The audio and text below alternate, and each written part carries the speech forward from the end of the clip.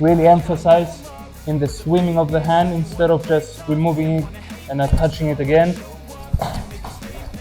Yes, that's good.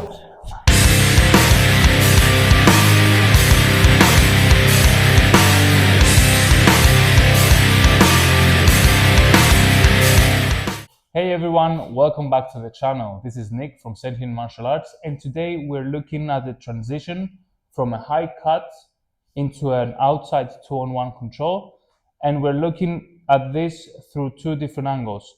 First angle would be just having our partner here, covering up, creating some coverage for his face, neck, and vital points.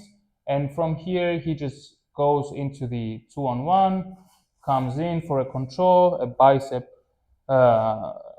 rip, and a wrist rip, and having his head normally here.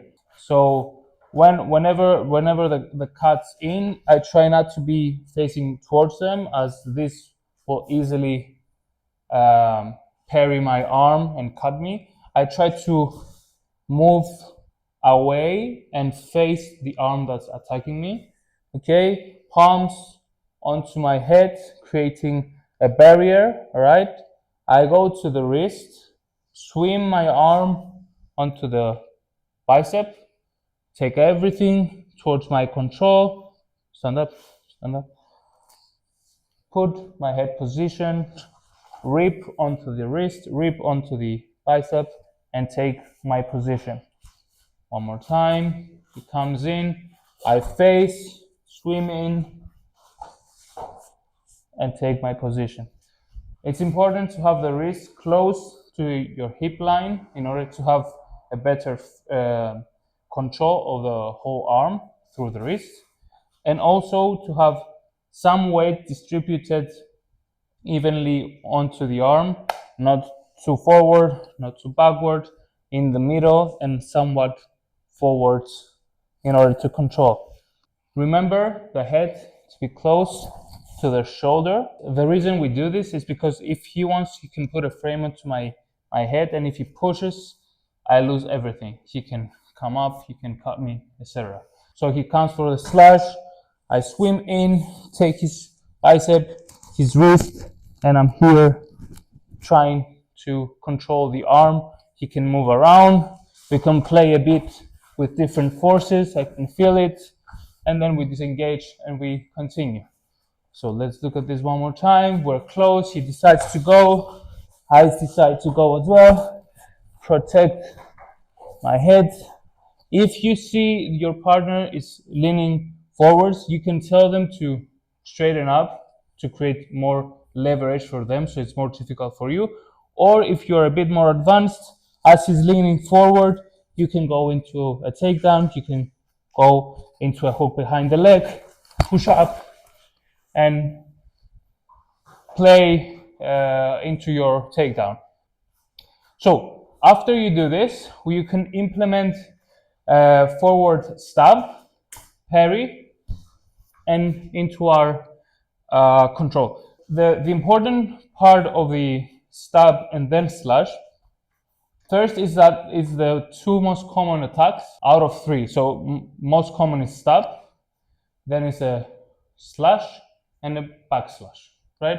So what we're doing here is essentially learning how to move correctly in order to be able to grab control if needs be.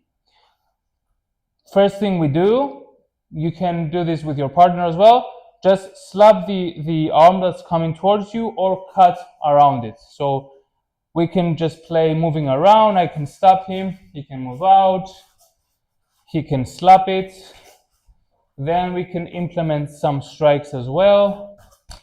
Yes, just by touching our partner, you don't have to punch them in the head. Of course, with proper headgear, gloves, etc., you can actually put some striking and some more rigorous stabbing into this. But first, we're just using the movement in order for them to catch some rhythm and feel that they're changing angle. Yes, exactly. But of course, this is not realistic. So After that, instead of going changing angle and then a big slash, maybe for the beginning you can do it, but after that we really want to emphasize on stabbing and going immediately into a cut. Okay, and this is what differentiates combatives from the traditional way of thinking, whereas the traditional will be parry, parry, parry, and all these blocks and fancy ways in order to control someone's momentum. But in reality, it's going to be a stab and a slash, stab and a slash. There's not going to be enough time for two parries or ways to change the direction. So it should be something like, I managed to do a parry and then I have to take control of the person, right? So he stabs, I change. Yeah, so even that would be a bit of choreographic. So you really want to go stab and slash, right? So you want to be a little bit, yes, more realistic with the right foot in front, please. With the right foot in front, yeah. Yes, exactly. And then I have to go into my control. Let's look at this one more time. Yeah, go through it. Don't worry, don't be stiff. Just go through it. Your partner should really go slowly, but with correct distance. So you don't want them to be very big slashes and stabs. You want narrow and realistic slashes. So you come in, yes, take control, grab the wrist, we move around, and again, he stabs. I might go with this one now. Really emphasize in the swimming of the hand instead of just removing it and touching it again, because from here he can elbow me in the face by accident, right? So I really want to have control of this arm. From here, if you manage, you can have different ways of controlling. You can go around, but we'll just stay to the outside zone one for now. Let's go one more time. Yes, that's good. Play around, you go. So parry, cover, take control. Don't forget your head, and break one more time. Remember to swim the arm. One more time, swim the arm and I touch the head. Swim the arm, yes, and I touch the head. Better. One more time. Yes.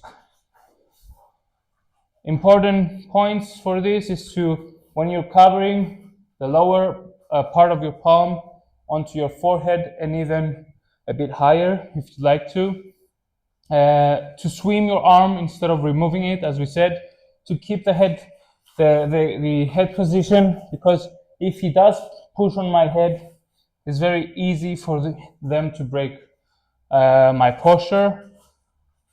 Also, another part is don't be too far back, because here you're actually falling on your own. You want to be semi-parallel, so not vertical, not totally parallel.